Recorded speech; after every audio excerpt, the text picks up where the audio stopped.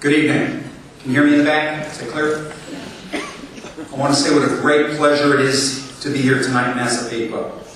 And what a great pleasure it is to be with other members of the Tea Party.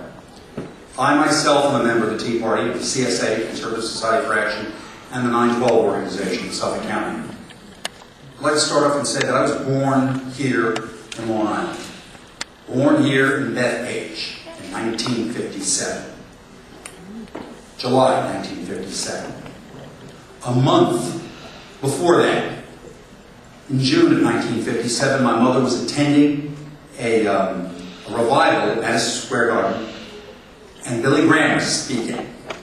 And he asked for any pregnant women in the crowd to come down and have their unborn children be blessed. And my mother, who was a young 22-year-old woman, ran down from the rafters and went there, and Billy Graham blessed me in the womb.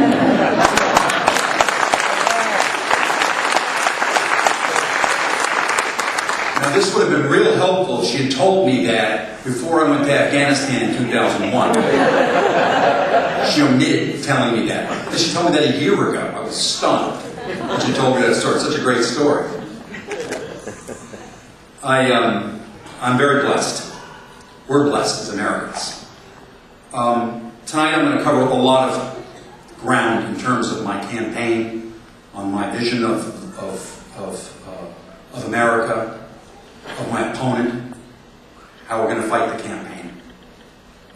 I want to say that, of course, I joined the United States Air Force in 1976. I got on a train, went into Penn Station, got off, went up to the booth right there in the middle of Penn Station, and then signed into the United States Air Force. I would become a United States Air Force firefighter. I do my 4 years there. While I was in the Air Force, I got to go to college, got 2 years of college at night. The day I got out of the Air Force, I signed in the Marine Corps. And into Officers Candidate School. Went through 2 years of that. I was involved in skydiving, studying Russian. And then, of course, the CIA contacted me on a college campus in New Mexico.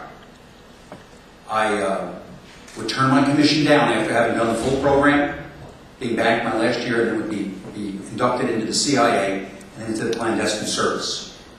So I spent 4 years in the Air Force and 23 years in the Central Intelligence Agency. While I was in the CIA, as a member of the clandestine service, I would learn Persian. I would learn Spanish later. I would climb through the ranks and become a senior operations officer. I would be involved in the East Africa bombings. I would play a role in the invasion of Afghanistan in 2001. I wrote a book called Jawbreaker, which was a New York Times bestseller about that experience. I am a very, very fortunate man. I have 2 adult children who are both military officers. My daughter, Alexis, was in the United States Navy. Was a U.S. Naval officer, intelligence officer on the USS Stens. My son is currently an officer right now. He's a platoon commander, and he's in the south of Afghanistan fighting in the Kandahar area.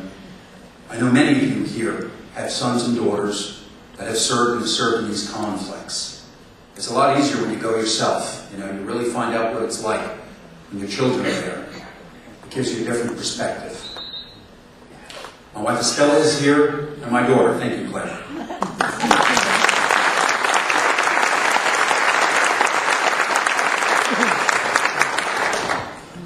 The things that we have to focus on as we move ahead is we have serious problems in this country. As Steve so aptly pointed out, and as my good friend Dan Maloney pointed out. And I know that the three of us stand on these issues, as I know all of you do too. Out of control spending. Out of control spending and taxes that are crushing New Yorkers. I was down in Washington, D.C. last week, and I met with Grover Norquist, who was the guru of taxes in New York. in the United States. I signed the pledge, and the pledge says that I will never raise taxes, ever.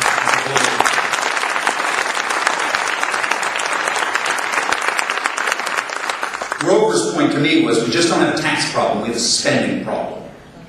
It is out of control spending. And when you look at TARP, you look at the stimulus package, You look at $14 trillion of debt, as Steve LeBate just stated. It's staggering. 14 trillion, excuse me. 14 trillion turns into $177,000 of debt for each one of us. When you look at the unfunded mandates that are going to be coming at us for Medicare, Social Security, Medicaid in the next 25 years, it's almost $54 trillion of expenses coming down the road at us. It's staggering. If interest rates rise, and they're at historic lows right now, we won't be able to service the new debt we accumulate. Our taxes will go up on that as well. If elected to the United States Senate, I'm going to reduce the size of the scope of government.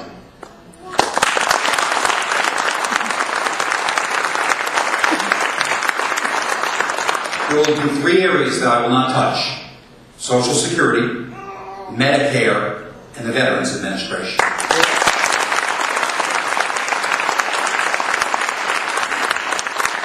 Ladies and gentlemen, last year we spent 30% of our budget was borrowed money. 30%. All of you know you could not run your households like that. 30%. Gross tax receipts in, 2.3 trillion. Expenses, 3.6 trillion. Staggering. $1 trillion deficits for as long as the eye can see. Unbelievable. 5 times the deficit of 2005. I spoke with a dear friend of mine, Ambassador Cran Montgomery. He was Howard Baker's chief of staff in the United States Senate in the 80s. And he told me that in the 1980s, they would have fistfights almost, and such hostile encounters on the floor of the Senate for 1/20th that size of a federal deficit. Unbelievable. Unbelievable. We need common sense foreign policy, and as Steve LeBate said so clearly, we're not here to apologize, nor will we pursue appeasement of regimes like Iran or North Korea.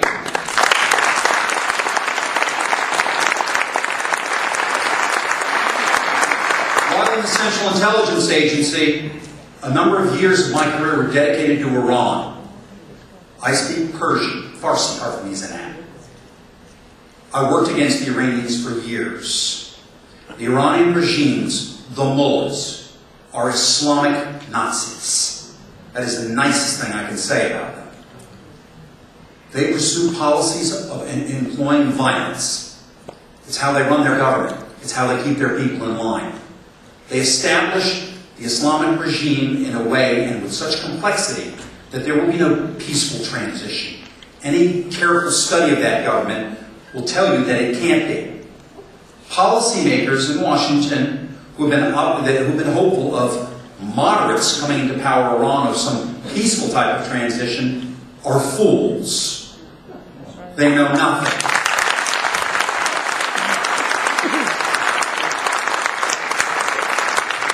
I'm not going to go into a lecture on the Iranian government. I do lecture on that with the U.S. military, the Canadian military, and others. But I'm telling you, there's no peaceful way to change that. The Iranian government is pursuing a weapons program. Mr. Barack, our President, Barack Obama's policies toward Iran are a joke. They're a joke.